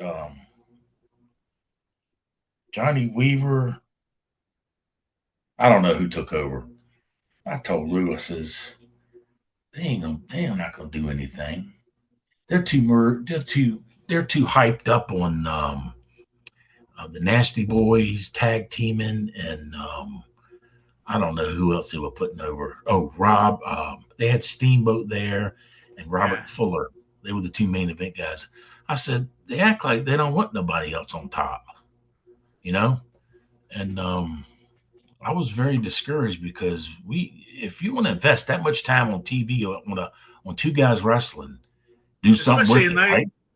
Especially in those days when it would have been an hour show as well. I mean, people listen to this nowadays are used to sort of 2-3 hour shows. If you've got an hour show, take out all the adverts, 45 minutes, and half of that is one match. You know what I mean? That's a lot of TV time to put into something. Yeah, to then not capitalize on and not it. do nothing with it. You know, and I felt like there's another opportunity gone again. You know, I was like, wow, I just couldn't believe it. So I just I quit taking bookings with them. I mean, I was just like discouraged, for them, and I just lost interest in them. I didn't want to be a Okay. tag team, I didn't want to do that. No, I I can, really I wanted to can go to see. Japan. That's where I wanted No, to go. no, well, no, definitely. And you got back there with the UWFi, which again was a groundbreaking organisation at the time. It was, I'll ask you about this in a second because the style at the time was presented as legit. It was shoot, etc. There were some elements over time that have come out about that. I'll ask you about that in a second. But again, when you're over there, you've got Takada you're on with, Yoji Andrew, Miyamoto again. Tom Burton's over there. Tag with Takada, even Steve Cox, who done a little bit in Texas and then went over there. Gary Albright, Yeah, Yamazaki. You got all these names, all these people that are big names that you're fighting in as you're walking in the door. Now, Takada's your first match, I think. And it's yeah. like, and it was like, that's a big deal, and this is a big organization that is making a lot of ground in Japan, and was at one point was rivaling New Japan because it was presented as this legit shoot, almost sort of UFC sort of style, I guess, because it was sort of the early what we now 90. I'm just looking at the year, sorry, on my notes, and it was Yeah, about because UFC was 93, wasn't it? So this is oh no, just before that, yeah, sorry. yeah. So it's that sort of thing coming into it now. People are this is a groundbreaking thing. So what was it like? Sort of again, you're back in Japan, you're wrestling in Japan, but again, it's a little bit different. From my memory, it had a weird point system and shoot when you shoot and all that sort of thing and stuff like that. What Had a what very was weird, what was it like? had a very weird point system. But it was different. I mean, like I told Gary Albright, heck, I got to learn how to wrestle all over again because it was just the style. You had to know what was going on, but yet I told Lou, I says, I got to wrestle with these pads on. And a lot of guys wouldn't use the pads. Lou said, look, he says, they want you to use the pads. These other guys refuse to use them. He said, just honor their system and wear them. He says, "What do you got to do? They ain't bothered." So I said, "No, I don't mind that. We wore the amateur wrestling shoes and we wore the pads." I said, "But I don't kick. I've never been taught how to kick." Hmm. And he just said, "Go out there, tie them up, suplex them, do whatever you can, just throw them." But and that's what I did. I found myself lost sometimes, um, but we had Billy Robinson um, came with us several times, and he was brought over there to be a coach, and he was teaching us submission, the American guys. There's Tom Burton and myself and Mark Silver and Dennis Kozlowski, who was a gold medalist in the Olympics. Steve Day. We didn't know submissions. We knew how to wrestle, but we didn't know submissions. Anyway, and Gary, he didn't know. All he knew how to do was throw the guy. He was Greco-Roman throws. Yeah, yeah, big, strong guy. But anyway, Yeah. um, Billy Robinson was over there, and he would work out with us. And Danny Hodge came with us several times. He would show us some stuff, but he wasn't oriented in submission either. It was mostly Billy Robinson that knew more than Lou and Danny Hodge as far as submission, not Yeah. wrestling, but submission style. What was And it like for you training the submission style? Because, like you say, it's something you've not. I imagine, obviously, in pro wrestling, you've done worked bits here and there, but obviously, Billy Robinson is quite serious about that stuff. So, what was that like? well, it was challenging because, like I say, we had to learn it all, how to wrestle all over again. Um, when to do something, when not to do something, and it was challenging. It really was. Um, but we would stay in the dojo over there all day long. When you went in the morning and work out, you were at their dojo all day. They fed you. Um, You showered there. You were there all night. I mean, all day, not night, but you wouldn't get back to your hotel till late that afternoon. And of course, they took care of us and all that, but we had to learn how to wrestle all over again, and it took hours every day. What Um, was it like performing on that circuit then? Because obviously it's a slightly different. It's still wrestling, but it had a slightly different expectation with their rules and the sort of the shoot style of it. I mean, how I People, regret to I ask in a respectful way, how shoot was the shoot? Because some people said it's completely legit, some people said it was all work, some people, to me, it looked like you had a couple of ideas and the rest of it you just did what happened. well, it was no spots or anything like that called, Yeah, if you know so what I yeah, mean. yeah, Most none of that, which I liked because I like going on the whim, do it as you see it, just like wrestling, amateur wrestling. yeah, And you see a hold open and you go for it. And that's the way it was. Some people said it was a shoot on your feet and a work on the mat. Well, for me, it wasn't always a work on the mat. I'm telling you, because these Japanese guys would try you, and they knew they would study pressure points, and they knew how to put their knuckles in your hand and behind your ear. And no, it wasn't all the work. I'm telling you, it was a lot harder than people think. And um, they were more. I tell you what, they were more skilled and trained than you see a lot of these UFC guys today. I'm telling you that right yeah. now, because a lot of these guys, I think, they stink because all they do is punch and kick. They don't know no technique at all. You barely seldom see a submission. So I think we were better athletes with us then than they are now, as far as that. Um, I'm not talking the fight part. I'm talking about the wrestling. Yeah. But it was tough. It was tough, and it was tough to learn. But they were very strict on us. We weren't allowed to go off anywhere and like do our own thing, but for a couple hours a day. Like me and Gary, we were some town and we wanted to go sightseeing, and we called the office and said, "Look, can we go such and such?" No, they said, "You're not here to sightsee. You're here to train."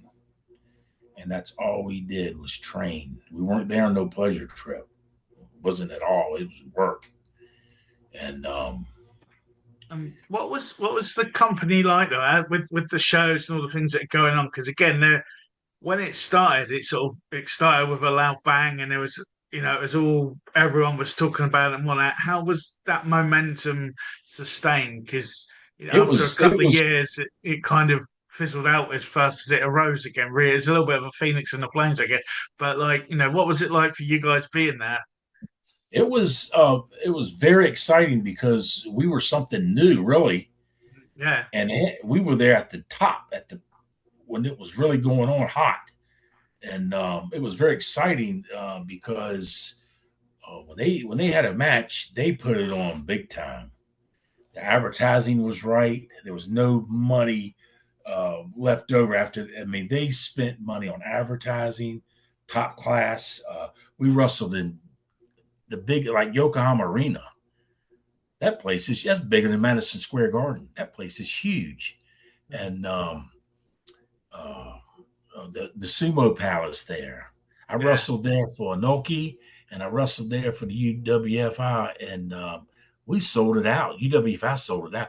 We would outdraw a lot of Inoki's matches and all Japan's matches because they'd had the results in the paper over there, and yeah. we would outdraw them. UWFI would outdraw them a lot, and Yeah, because you did the Budokan as well, didn't you? The Osaka Prefectural Gymnasium. Yeah, all the big, like the places that New Japan would sell out. You guys was smashing it yourselves, so it must have yeah, been, yeah, that's right. And we didn't have. I mean, think about it. We didn't have no big stars pro wrestling stars. It was me and Gary Albright, Tom Burton, Mark Silver, and some legitimate guys from Russia and Steve Day, guys like that could really wrestle, but we weren't household names like Inoki was bringing in Abdullah the Butcher and Stan Hansen and all these guys. And we were outdrawing them some nights. So that just told you that the fans really enjoyed what we were doing. And they took the business serious. That's one reason I like Japan. Yeah. And that's why I like Japan, because they took the business serious. They treated it like a sport, like it should be treated. They didn't deal with dumbass gimmicks. I'm talking UWFi. We went out there, we could wrestle, we could fight, we could do whatever, show our talent. And the people appreciated it. You could hear a pin drop. When you were wrestling, you could hear a pin drop. 30,000 people, you could hear a pin drop in there because the people were watching what you were doing. They weren't so bloodthirsty, hungry, and want somebody to get hit by a chair or anything like that. They were really watching what you were doing. If you grab a legitimate good hold on somebody and you had it hooked, the people would clap for you. They wouldn't go nuts. They would clap for you for appreciation. They appreciated what you were doing, even if you were hurting one of their guys, their own people. And they respected you. You see what I'm saying? Everywhere we went, oh my gosh, we would go to the airport. Me and Gary would go to the airport or to the subway, whatever, and people would just stop and like be in awe of us. I wasn't used to that, and Gary won't either. Yeah. Even the sumo world would come see us. I had met so many sumo guys that would come in the back and want to shake our hands. I've got pictures of me with sumo guys. That the sumo world was fascinated by our shoot fight. They call it shoot fighting. Yeah. The shoot fighting style. They were fascinated by it. They loved it. They respected it. And but then you was going to say, what do you think happened to them? Because it was hot. I mean, we even had it. It was on TV. We had it in our shows. They called it Bushido, Way of the Warrior in England. That was the name of the program. And you had it. And I think it was in Russia too, wasn't it? I can't remember. It went all around the world, but we had it in our blocks. It wasn't always in the best order from how it was shown when I was watching it in England, because sometimes you'd watch something and they'd say, oh, he's got to fight him, and then that one would be. I think they might have mucked up the sequence a little bit, but it went around. Yeah, it's Bushido, Way of the Warrior, they called it in England. Yeah. But it went, it had its moment. It was on about Fridays, about 11 o'clock, if I remember right, and it was around, because I think Raw was on a Friday in this country about the same sort of time, or just maybe it was on before, or they kind of had it in the right block anyway. And it don't matter. People like, yeah, you can watch that, but these are the real, this is the proper stuff, and all that sort of thing. And and it was on fire, but then it sort of, why did it burn out? What happened, do you think? Well, they started bringing in when they started bringing in Van Vader, Big Van Vader. They brought in the Iron Sheik, which I can kind of understand because he had a great wrestling background. He was a competitor, but he was over the hill at the time. He was in terrible shape. He was all crippled up. He was finished. His days were over. He looked like crap, but they brought him in because of his reputation. And they made him look stupid. They beat the heck out of him. They really did. They beat the heck out of him. And that's when Lou was going with me a lot over there. They used Lou's belt, didn't they, as well, if I remember right? Didn't he present his belt to the winner? Lou's whole the belt, similar to what I think it's the one you had as well. That went to the winner, didn't it? Of the Takada, I think, had that. Yeah, that's a whole different story of having me have to give up the belt and all that. But anyway, they did a big thing. Why, I don't know, and Lou didn't understand it either. They brought in Van Vader. Okay, Van Vader was this big giant monster who was killing everybody in the wrestling world, even in Inoki's group. He was a big star. And Baba, I don't know if he worked for Baba or not, but he worked for Inoki. he did later on, yeah, because his first match with Inoki caused the riot, didn't it? Because he beat him in Yeah. like so many, like a couple of minutes. Some people didn't Well, like it and he went was nuts. Yeah, he was really hurting the young boys over there. The young Japanese boys. mm. He was legitimately hurting them. But anyway, UWFi, for one reason I don't know, they bought him in and put him over. And once that happened, Lou told him goodbye. He didn't want nothing to do with it because that was against what we were doing. They were going against their own reasoning Really, was it? Yeah, priority. Yeah, and Lou got hot. He said he had an argument with me. He said, "Nah, we're not doing this." But they paid Lou a lot of money. He went on through with the belt thing and did all that, but and Takada won it. No, Takada beat Gary Albright for it. I don't know who Van Vader was working. Oh, he worked with Takada too, didn't he? yeah, But the funny thing about it is, I wasn't on that card. I'd already left there. Um, but I heard from the boys that Van Vader was so intimidated by us. He was like scared to death. And he was so intimidated by the style that he had second thoughts. And they beat him up pretty good in the dojo. I mean, they manhandled him like he was nothing. And they set him straight. But they wanted to use his name because they thought he was drawn in Japan, which he was, but not for what they were doing. And I yeah, think the fans agreed. They thought they were getting away from the legit wrestlers and started going American style. They went downhill just like, and also the guys that were in charge, um, the promoters is a couple of, it was some businessmen involved too, but um, everybody started spending money, like buying brand new cars. And I mean, they were going nuts with the money they were making. Money ran out. They were paying Vader so much money, it was ridiculous, is what I hear. I wasn't there then, but yeah. I hear this from Lou. And they run out of money. They went bankrupt. And that was that. They ruined it. They were their own enemy. They hurt themselves. If they would have kept going like we were, they would have gone up. They really would have. It But was. It had such a. It lit such a fuse, and so many people were behind it and the style. And then, it's to say it's they their definitely. football, man. Mm. Yeah. And then, but you end up back in Japan again for United Nations Wrestling. Not long after that, with begins your sort of, yeah, a lot of matches with kind of a bit of an unknown, but a bit of a character, kind of a cult figure maybe in Japanese wrestling. Sad Genius. Yeah. It's Yuki Watanabe. yeah, you Yuki know, Watanabe was a guy that Lou and myself trained. He was the kickbox I was telling you about. mm, He was a pretty tough kid. He had great big legs. He was strong. Actually, we taught him how to wrestle, and he caught on. Lou used to say, "Golly, this kid catches on quick."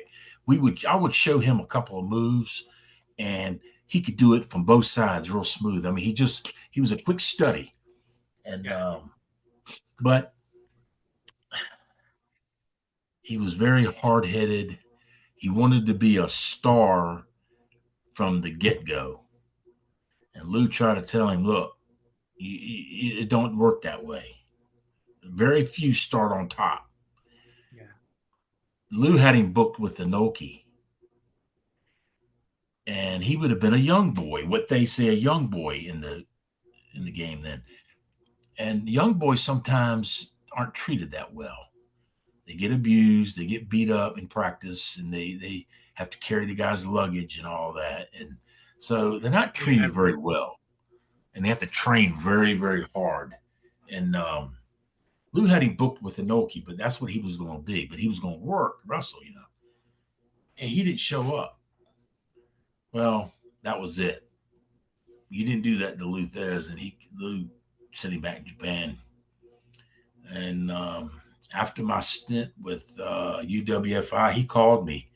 He says, invested some money in a little promotion I'm starting, and his dad was behind. His dad had money, and he's gonna call it United Nations Wrestling, and wanted to know if I'd come over because he knew I had a little name over there, and I'd go over there for him. I don't know how many times.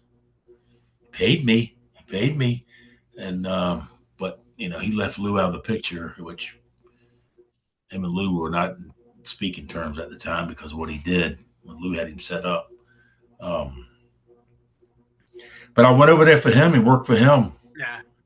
And why not? I wouldn't get booked nowhere else. And I love Japan. So I went over there and worked for him. I don't know how many times. But we did some stuff, and it was more like pro wrestling. But the boy could wrestle, and we did do a lot of wrestling on the mat and stuff like that. And I took a couple of guys over that I trained from this area that me and Lou trained, and they got their ass handed to them. So they didn't last. All these muscle heads thinks they can be tough and go out and want to be stars, and once they get in there, they get their ass kicked. But anyway, yeah, that was it. After I quit him, that was it. As I say, because he is. If people don't know, he deserves some sort of documentary, I feel, because he seems to have done a lot of it. I won't go into it all now, but he seems to have done a lot of interesting things through his career and in his life. There's Who's this? The sad genius, Oh, there's a he's lot. I mean, little. there's so many. Every time I look, there's another thing that's popped up, and it just he's definitely. He deserves some sort of if you're interested in, I would call him an eccentric wrestling character. Go and have a look, and you won't be disappointed. And then so from there, then there's there's not many notes I was trying to find some more matches that you've done there. So sort of early 2000s now. And then I know I've got that your last match I could find was against Kamala on the 14th of October 2006. Would that be about right, or were you still Yeah, going after that? that wasn't my last match. My last match was after not too long after that same year, 2006. That was Russell Kamala for that was an independent group, and they had right many name guys on there. But I worked that show with him, and then I worked for a promoter called uh, Mid Atlantic Championship Wrestling Mid Atlantic or something like that. Yeah. And he, I would wrestle. I was the Virginia heavyweight champion at the time, and he would book me in the main events with main event guys. I would wrestle. He would bring in Greg Valentine. Valentine would wrestle me for the title. Me and Tully Blanchard went round and round with the title. Was Ivan Koloff around then as well? Ivan Koloff. My God. Yeah. I didn't say this story about me and him and our Virginia title deal, but him and I had a lot of matches for the Virginia title and did pretty good in the independent circuit.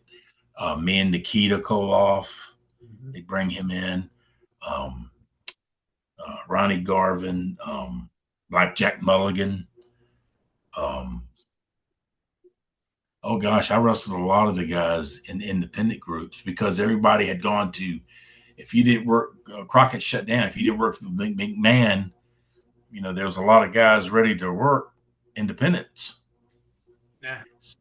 So we had a lot of big names, and he would book me with the big name guys in the main event for the Virginia title, and we did that for 3 or 4 years, and then I had to get a physical. in Virginia here is real strict on license. You had to be licensed, and you had to have a show a physical. So I went to my doctor, and I had had a lot of back problems and neck problems through the years. Um, I've had cortisone shots. I don't know how many in my neck and my back, and my vertebrae were um, compressed, That's yeah. and I got a ton of arthritis in my neck, and I had to have decompression surgery in my back, and so I go to the doctor and I told him, I'm going to wrestle. I needed a new license. He said, I can't pass you. He said, your back. He said, you get slammed with a good time. One of your vertebrae could shatter. He said, that would be bad. That could paralyze you. I said, well, I'll tell you what. I says, if you would just let me do this one time, and I'm calling it quits. That was in 2006.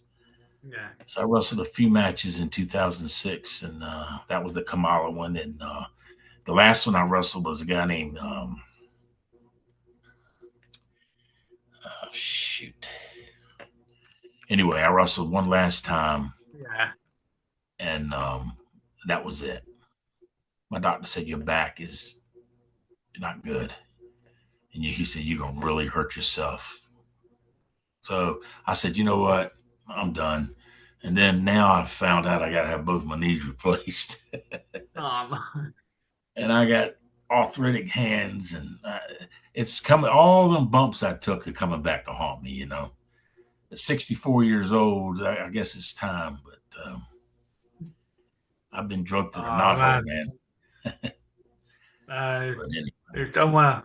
I've just got a few more bits for you, and then I'll let you go. And again, thank you for taking this time. This has been amazing. I've still got about another million questions, so I'll try and get you again another time.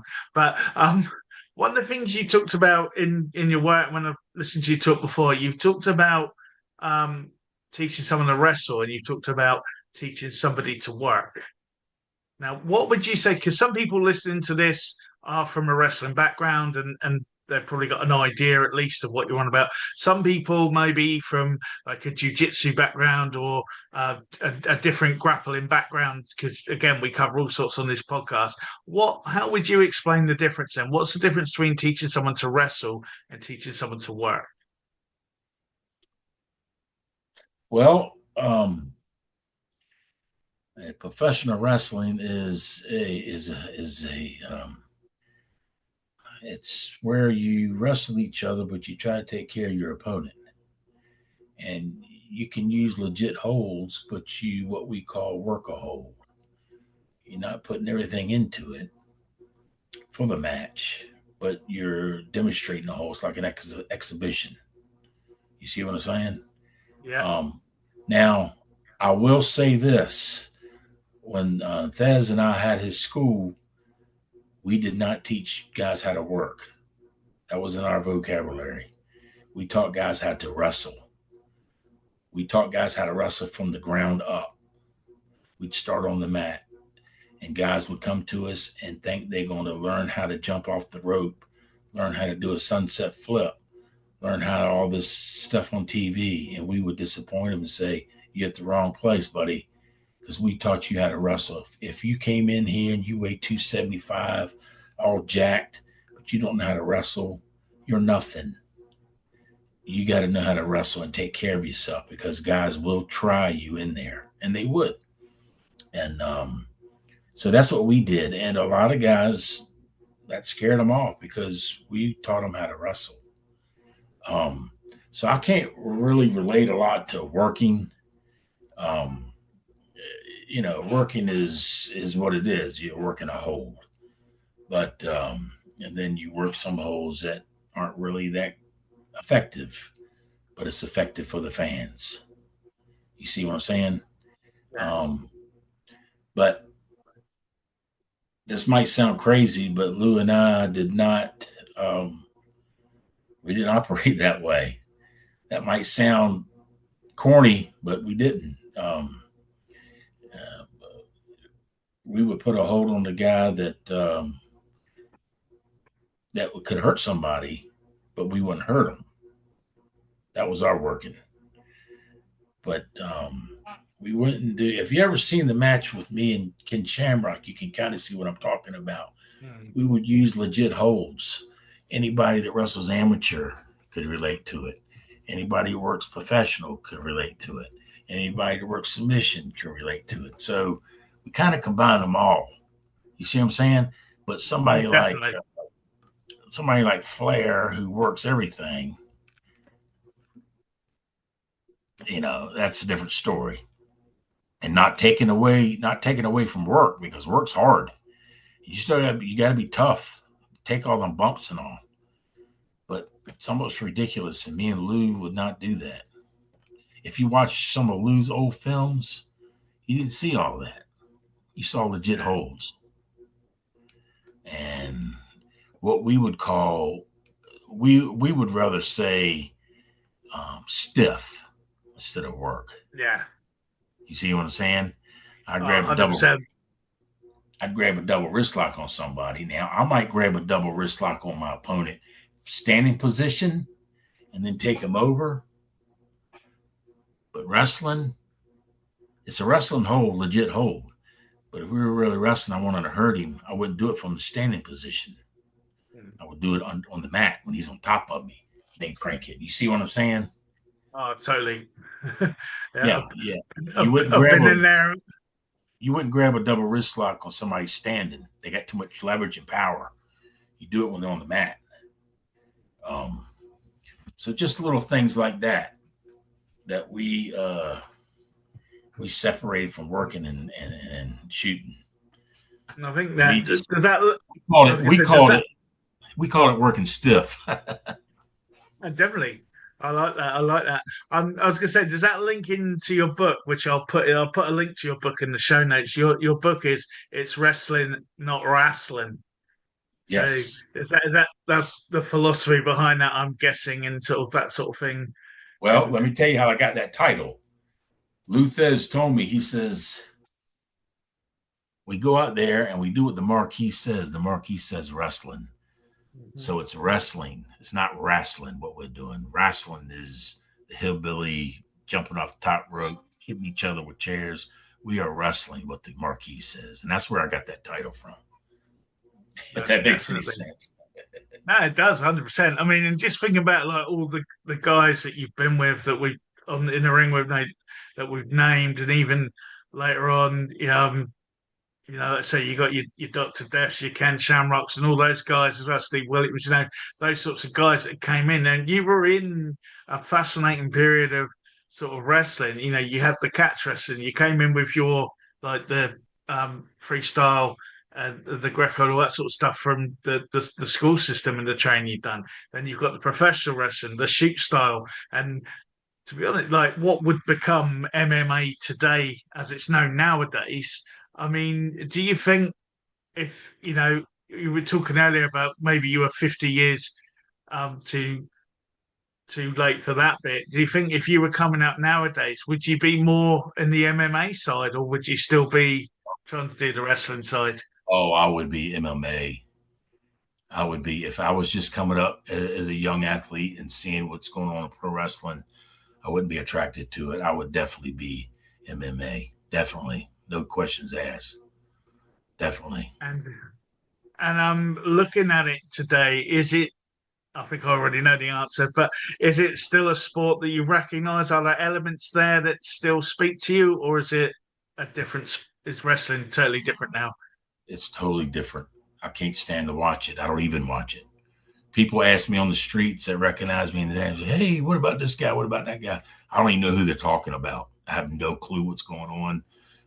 I just, it makes me cringe when I see it on TV. I can't watch 5 minutes of it. And it's just not the same business. It might have the same outline, but it's not. They're not trained the way we were. They don't take the business like we did. It's like softball and baseball. That's a good analogy I can tell you. It's just different. It's different. I'd rather Yeah, watch definitely. MMA much. What I really like is the real American wrestling. Oh, the freestyle one. I was going to say to that, Yes, what do you think about that? Because that again is I they've love it. just I've been bombarding them since they started to put the episodes on YouTube because they're not in the UK. But they've now for like English or British audiences, you can watch the full shows on YouTube now, and we've had clips of it, and it's taken off and it's doing really well. And is that the next big thing, I guess, to coin a phrase? Because it seems to be blowing up quite a lot. I hope it is. I hope they make it. I'd rather much watch that than MMA because you see technique and you see wrestling. These guys are great and great athletes. Oh my gosh! And it's got to catch on. I mean, it's big. It can be really big, and I think professional wrestling is going to try to get their fingers in it. Oh, they always do somehow, don't Yeah, I think they're going to try to do something, but I love it. I love watching it. One last thing. Have you ever been asked back to NBC to do a demonstration? You've done your homework, haven't you? I was watching it today. It was poor bloke. He just didn't have a clue. um, yeah, that was an accident, actually. Um, Oh, yeah. you know, Lou told me. He says before all this started, he says, "Now look," he says, "don't go out there and hurt this guy." He said, "Because this is for national TV, and we don't want to hurt him." I said, "I ain't gonna hurt him." So I said, who gets hurt on a fireman's carry? That's as simple. That kids do that whole. So Yeah. I went through it slowly and crouched down and grabbed him and threw him on my shoulder with the daggone guy trying to catch himself, I guess. And man, when he did, I heard it. I could hear it. It crunched like sounded like a chicken bone breaking. And I felt so bad because I told Lou, I said, "Oh shit, we just ruined it." But they kept filming it, and I Yeah, was they surprised. kept him in. Yeah, they kept filming, and but the guy was in a lot of pain. Of course, he came back the next day, and we had Ric Flair there because he was in town, and he came by and he saw it all, and he thought that was the best thing. He told me, he said, "Daggone Fleming," he says, "you did wrestling good for doing that." I said, "Well, I didn't mean to do it. I just threw him in a simple fireman's carry." It wasn't like I was trying to hurt him, but he said, "Yeah, but it made it look, gave wrestling some credibility." The bit I I don't know. liked as well, as he was walking out, Flair slapped him on the shoulder. I don't even think he did that on purpose. I think it was just Oh like yeah, subconsciously like that, and he slapped him on the shoulder as well. But no, and no, Lou, it was. yeah, and Flair told him. He says, "See, everybody thinks wrestling's bullshit, but then you can get hurt on a simple hold," which he's right. You know, he's right. Definitely, That's why definitely. we're Uh, taught how to fall. That's okay, I've got exactly why we're taught how to fall. I've got two more for you, and then I'll let you go. What would you say is the most important lesson that you learned from Lou Thesz? Oh, I learned so much. You mean wrestling wise or life Yeah, in just general? well, I mean, up to you. What stuck out to you, or maybe a couple of things if one's too hard. Well, his wife always told Lou that he created a monster with me because he taught me how to handle promoters, and he taught me to be um, bullheaded as far as doing stuff that I didn't want to do or didn't want to do, or look stupid. Um, that's the main thing, I think. And he also just taught me so much wrestling. I mean, holds and how to apply them properly, just like grabbing a instead of an ankle, grab the toe or turn the foot one way. Just so much little things that you would not recognize, and just little torques like how to front face lock, and really make a guy submit, and just little things like that, and about different holds, and and just stick with wrestling. He used to say, "You stick with wrestling. Don't try to be something you're not. That's what you are. You're a wrestler. You're not a brawler. You're not a showman. You're not a gimmick guy. You're a wrestler." He said, "Stick with that, and that's what you are. Whether they like it or not, that's what you are." And that's what I try to do. And you know, did I get rich? No. Did I did I did I did I accomplish my dream? Yes, I did. Um, Not many 10-year-old boys say they're going to be a pro athlete, end up doing it. And I did it. But I never had, I'm proud to say that, yeah, Lou helped me. Lou managed my affairs. And that was an honor for a great champion like him to take me under his wing. But he didn't never give anything to me. He made me earn it. You see what I'm saying? Yeah. And he stayed on me and made me work for it. He just didn't take my word for anything. He made me prove it, and that really helped. Hard work. I was handed nothing. Nobody gave me an inch, and I'm proud. I can lay my head on my pillow at night knowing that the little bit of accomplishments I've done in this sport, I did it by my own merits, and nobody giving me anything um, other than legitimate coaching. Other than that, I didn't get no breaks as far as because I got a parent that was a wrestler or I know somebody. You know what I'm saying? I came as a nobody. And I see a lot of these guys take this business for granted because their father wrestled or um, they know the promoter or they kissed butt. And I'm that means more to me than money as far as being a wrestler is that when Lou called me a wrestler, that meant more to me than if you gave me $1,000 right then. You see what I'm saying? Because it's coming from him. And when he introduced me to Vern Gagne was a good wrestler. And Lou Thesz and myself were at the Wrestling Hall of Fame in Iowa. It was in Newton, Iowa at the time. And we were there together. And he introduced me to Vern Gagne. And he introduced me to Vern Gagne as Vern, this is Mark Fleming. This guy can really go. He's a wrestler. That meant more to me than anything. And for him to put his title on me and want me to represent his old belt, he just didn't do that with anybody. And when I say he gave me the belt, he gave me the belt. I carried that belt around for 2 years, from 90 to 92. To every match I went to, I wore it. He didn't have control over it. And he said, it is yours because you've earned it and you represent it well. And I talked to him about long before he died on the phone. He called me. He says, yeah, he was in Florida. He told me, he says, I just want to let you know that you can use my name any way you want in your career. I'm giving you permission to use it. But he says, because I know you will use it correctly and I know it will be used in a wrestling way from a wrestler, you know. And that meant a lot to me because he just didn't talk about people like that. And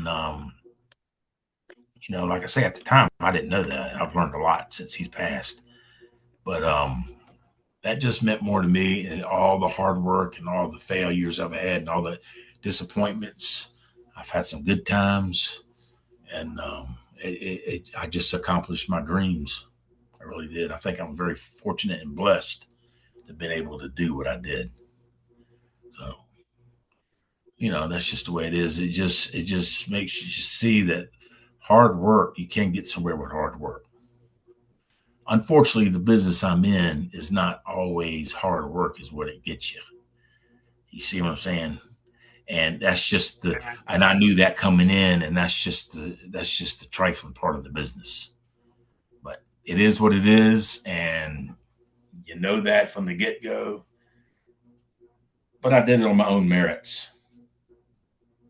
No, you did.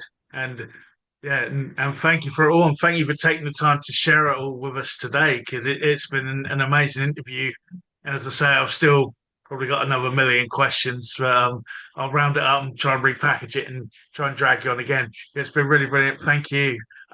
Any if anyone's listening to this and they wanted to get hold of you or contact you for like to get hold of your book or to maybe I don't know book you for a seminar or something like that, what's the best way for them to get hold of you, Mark? They can enter. They can get in contact through my email Put fheadlock that at up. cox.net. Yeah. Yeah, Or I'll put they that on can the notes. Yeah, reach me on Facebook. I have a lot of I don't know if you've been on there or not, but on Facebook I put a lot of my wrestling stuff on there, a lot of the old stuff, and I do that for the fans because fans always ask me stuff, and a lot of fans message me for my book and all that, so you can reach me through Facebook also. Um, excellent. I will put that on the links and thanks again. This has been like an amazing interview, and I'm so glad we finally got time to do it because it's yeah. Thank you so much, sir. Thank you. I enjoyed it. Thank you. Thank you so much, Mark, for spending all that time talking about your career to us. There's so much there and so much more I could still ask. I'm sure we'll reconnect in the future and go back over and fill in some of the gaps there. But it was great having you on the show. If you want to check out more about Mark, if you check out the show notes on the grappleofyoureye.com, you'll see all his links there that are mentioned. There's some clips there as well from some of his matches and things, including the one with Ken Shamrock and his appearance on the news where the man may have got a little bit injured. But yeah, go there, have a look and check it out. You can also see all our past episodes and our social media links, etc. We're on Facebook, Instagram, TikTok, and all the other ones. Also, on that website, you can now purchase Grapple of the Eye merchandise, support our show. All the money from it will go back into keeping the show afloat and keeping everything going. Help us spread the gospel of global grappling in the form of t-shirts and jackets and things like that. So go have a look and buy something. It really will help us out. In the meantime, I've been your host, Brett Summers, and we'll be back next week with another guest. New episodes drop every Thursday at 7 a.m. You can watch them on YouTube and listen on Spotify, Apple Podcasts, and all the other podcast advices that are out there. But for now, our time comes to an end. So stay safe and stay on the mats.